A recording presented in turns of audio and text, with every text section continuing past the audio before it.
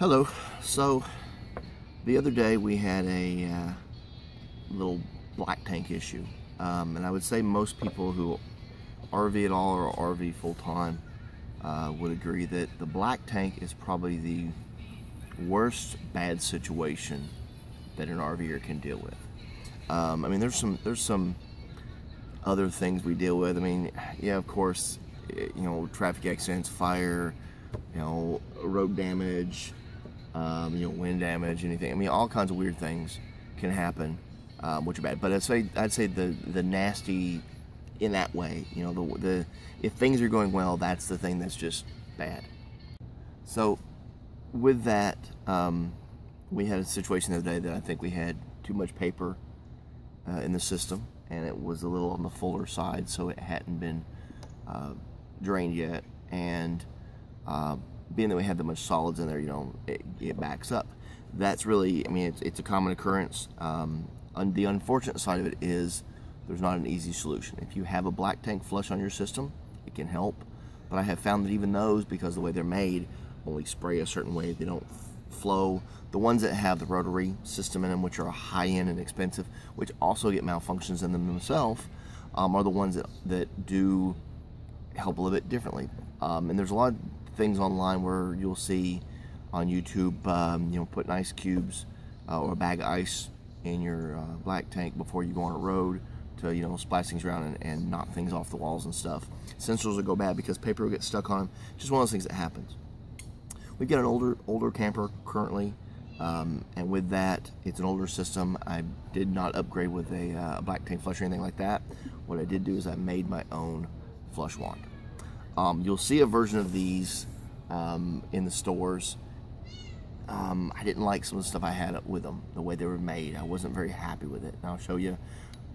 You know, I made it very cheap and simple, but I also made it the way I needed it and wanted it.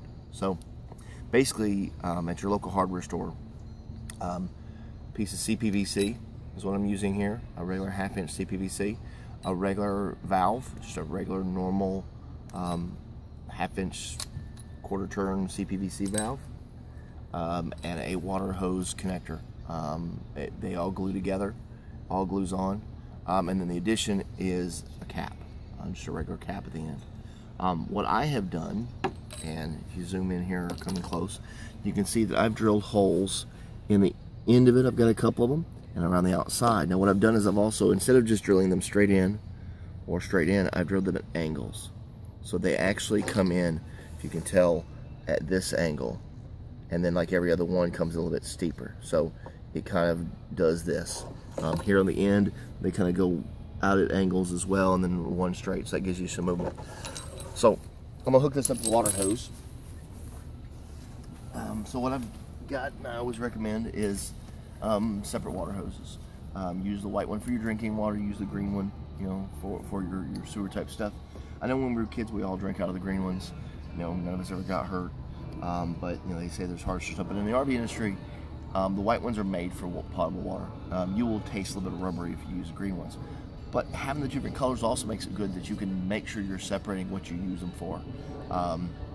Don't stow your stuff in the same bucket. You're just looking for cross-contamination issues, especially if you stow for a period of time. I see it all the time, and I just have to giggle because you see some of the people very obsessive about, you know, some little, my spices have to be in this rack, and then you see them take their freshwater hose, put it in the bucket, and then put your sewer hose on top of it. So just basically hook it to a water hose. I've got it off here at the valve, so when she turns it on, at this point I can carry it right in. This is a longer hose. It's got some leak right up here because I don't have a gasket in it right now, but that's no big deal for me right now. But normally I'd have my gasket in here, and I can walk right into the coach and put it in my toilet. Okay, this is made for the toilet side. Okay, if you look at the spray end of it, you'll see how wide range and angle the pressure comes out. Once we get the air out of here, okay, you'll see now at full pressure, you get a pretty good range and angle. So if I've got this down in the toilet with no leaks up here, and I'm spinning this around and moving it up and down, I'm getting a pretty good amount of spray into that toilet. So it's always recommended when you do a black tank flush that you are leaving your black gate valve open anyway.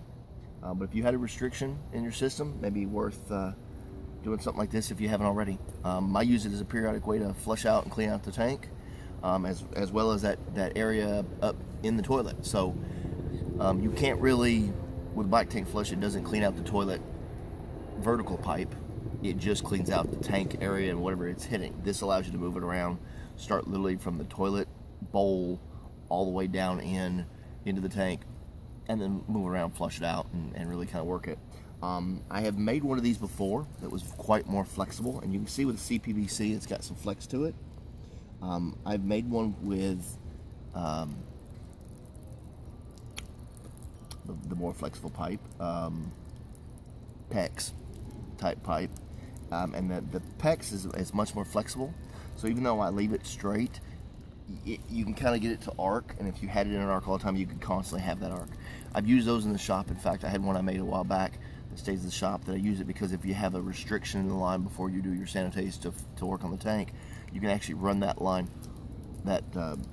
one of these, all the way down to the gate valve almost, and work your way back and forth from the gate valve back up the toilet if your system is set up that close where your toilet goes directly in the tank, the black tank. So some of the fifth wheels that have the front toilet that have the longer pipe, of course it's not going to work. This is not going to give you the same kind of thing, but you'd have to make your pipe more flexible and possibly use this design with some alterations. But just wanted to give everybody an idea and show them what I've done, give them an idea on what has worked for us. And a handy little tool that's very cheap to make and well worth the time, because one little blockage, this may be able to save you rather than dealing with a sanitize and drain company come out to the trailer. So I'll show you again how it works.